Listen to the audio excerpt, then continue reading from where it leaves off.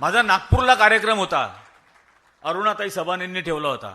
ज्या हॉलमध्ये कार्यक्रम, तो हॉलची परमिशनच अर्धा तास आधी रद्द केली. मी पोहोचत होतो, त्यांनी मला सांगितलं परमिशन रद्द केली. म्हटलं ताई एक रिक्षाची परवानगी घ्या लाऊडस्पीकर लावलेल्या.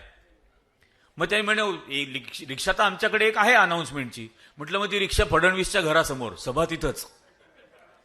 मग तिथंच घेतली सभा, त्याच्या घरासमोर घेतली की आम्हाला दाबाचा प्रयत्न कराल तर तुमच्या उरावर नाचू. हा देश आणि ही परंपरा, काँग्रेसने आम्हाला गुलामगिरी शिकवली नाही, कोणाचीच गुलामगिरी शिकवली नाही. मी लहान असताना सेवा दलामध्ये होतो, इयत्ता 4थी 5वीत असताना. वडील माझे काँग्रेसचे अध्यक्ष होते नाशिकला, आणि सेवा दलाच्या शाखेतून आम्ही शिकायचो. काँग्रेस फुटली, म्हणजे दुसरा काँग्रेस आता इंदिरा गांधी काढणार अशी स्थिती निर्माण झाली. कुठला पक्ष असेल, नाव काय असेल, चिन्ह काय असेल, झेंडा काय असेल, काहीही माहीत नव्हतं. सेवा दलाच्या मुलांनी आत्ताच्या काँग्रेस कमिटीच्या भोवती 3 मजली मनोरा उभा केला, मानवी मनोरा. एका रात्रीमधून अख्खी इमारत रंगवली आणि त्या कंपाऊंड वॉलवरती मोठी स्लोगन लिहिली, ये दीवाने कहां चले जहां इंदिरा जी के कदम चले. आज मागच्या आपल्या मुलुंडच्या याच्यात सुद्धा मी हेच म्हटलेलं होतं. आज पुन्हा ती घोषणा देण्याची गरज आहे, ये दीवाने कहां चले जहां राहुल जी के कदम चले. पण त्या पद्धतीने आपण लढायला तयार आहोत का? अत्यंत निकराची लढाई आहे. आतापर्यंतच्या निवडणुका आपण दरवेळेला अशा लढलो की लोकसभेची निवडणूक लढतोय, विधानसभेची निवडणूक लढतोय, आता महापालिकेची निवडणूक लढतोय. नाही, आपण प्रत्येक बूथ जिंकायचा आहे, प्रत्येक बूथ जिंकायचा आहे. आणि त्या बूथवरच्या माणसांनी आम्ही आमच्या इकडे सुद्धा तोच प्रयत्न करतोय. काल जे 1200-1300 लोक आले होते नाशिकच्या कार्यक्रमाला, ते म्हटले आम्ही बूथवर यायला तयार आहोत, आमच्या परिसरातल्या बूथवर आम्ही उभे राहू आणि आम्ही ओळखून देऊ की हा आमचा शेजारी नाही, हा आमचा पाजारी नाही, हा आमच्या गल्लीमध्ये पण येत नाही. नागरिक तयार आहेत बूथवर यायला, बूथचं काम करायला.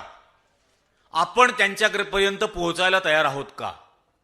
कारण प्रत्येक जण फ्रस्ट्रेट झालेला आहे. या भारतीय जनता पक्षाने गेल्या 11 वर्षात प्रत्येक कुटुंबाला दुःख दिलेलं आहे, प्रत्येक कुटुंबाला. ते नोटबंदीमधून असेल, ते जीएसटी मधून असेल, हर प्रकारे दुःख दिलेलं आहे.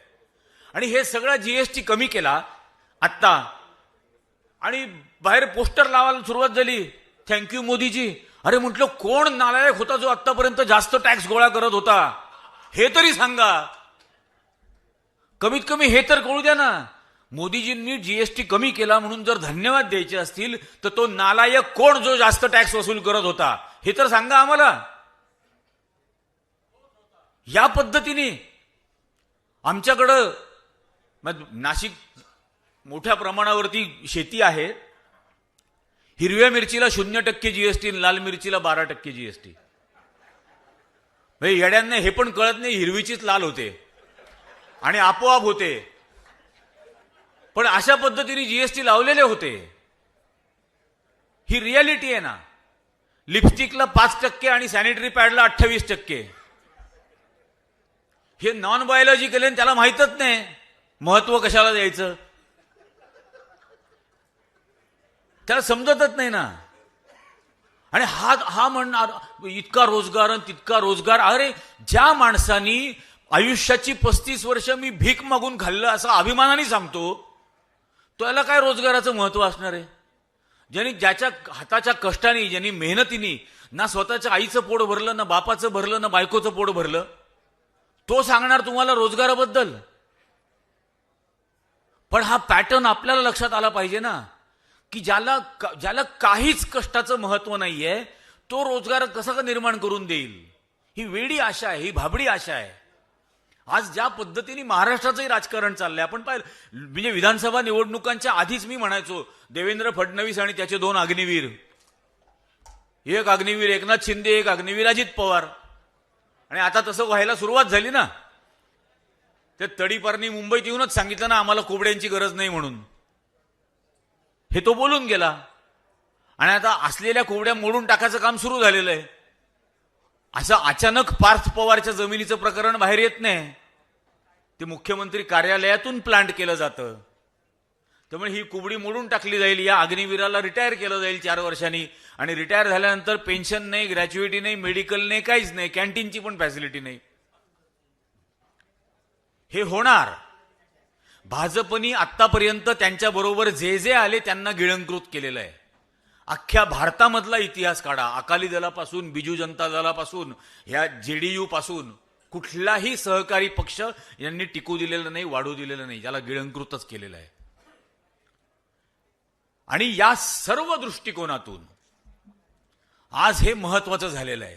27 महापालिका, 27 जिल्हा परिषदा, वर्षाचं बजेट आहे 4 लाख कोटी या इतक्या स्थानिक स्वराज्य संस्थांचं. 5 वर्षाचा अर्थसंकल्प होतो 20 लाख कोटीचा. यांची नजर त्या 20 लाख कोटीवर आहे. या महाराष्ट्रातील लोकसंख्या जगते का मरते, प्रदूषणाने मरते का काय? म्हणजे आता दिल्लीमध्ये आपण पाहिलं दिवाळीच्या वेळेला सर्वोच्च पातळीवरती प्रदूषणाचा आकडा गेल्यानंतर जिथं प्रदूषण मोजलं जातं त्या ठिकाणी यांनी पाण्याचे फवारे मारायला सुरुवात केली, कारण आकडेवारी लपवायची याच्यासाठी. त्यामुळे शहराची किती वाताहत होते याच्याशी यांना काहीही घेणं देणं नाही. यांचं काय होतं, यांच्याकडे कशा पद्धतीने अनिर्बंध सत्ता येते आणि राहते हेच महत्वाचं. आणि त्यासाठी हर प्रकारे ते दडपशाही करतील. जनसुरक्षा कायदा, कालच्या कार्यक्रमात ATS वाले येऊन मला सांगतात की तुमचं प्रोफाइलिंग करायला सांगितलंय. म्हटलं सगळीकडून फोटो काढ, सगळीकडून काढ. म्हटलं मला काही प्रॉब्लेम नाही, माझे काही 2 नंबरचे धंदे नाहीत, माझे काही असा माझा उद्योग नाही की मला तुमच्या प्रोफाइलिंगची भीती वाटेल. अजिबात नाही. काय हवं ते करायचं ते करा. एका गारगोटीला कार्यक्रम झाला कोल्हापूरमध्ये, कोल्हापूरला कार्यक्रम झाला, गाडीतून उतरताना SP आणि 25 पोलीस हे तिथं हजर, पंडित, हातात नोटीस दिली, राजकीय पक्षावर टीका करायची नाही.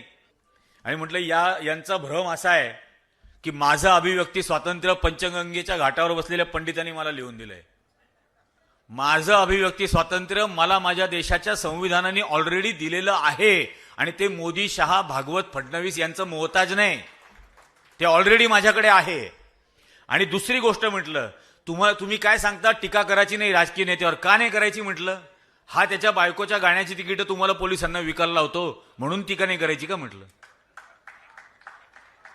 अहो तुमच्यावरती होणाऱ्या अन्यायाच्या विरोधात सुद्धा आम्हीच भांडणार, आणि तुरुंगात टाकू वगैरे अजिबात धमक्या द्यायच्या नाहीत. म्हटलं हा देश तुरुंगामध्ये जाऊन जाऊन स्वतंत्र झालाय, हे आम्हाला माहिती आहे. ज्या देशाच्या स्वातंत्र्यासाठी जे तुरुंगात नाही गेले त्यांना घाबरवा. आमची परंपराच ती आहे, अभिमानाने तुरुंगात जाऊ, छाती फुगवून सांगू की हो या देशाचं स्वातंत्र्य टिकावं म्हणून तुरुंगात गेलो. असल्या फालतू गोष्टींसाठी आम्हाला घाबरवण्याचे प्रकार करू नका. हे म्हणून म्हटलं तुमच्या नोटीसची किंमत 0 असं म्हणून मी तो बोळा करून फेकला. ते उठले आणि जायला लागले. म्हटलं थांबा बसा, अजून माझं भाषण व्हायचंय ना. म्हटलं हे आत्ताशी तुमच्या नोटीसचं उत्तर दिलं, अजून विषय तर मला बोलायचाच आहे. म्हटलं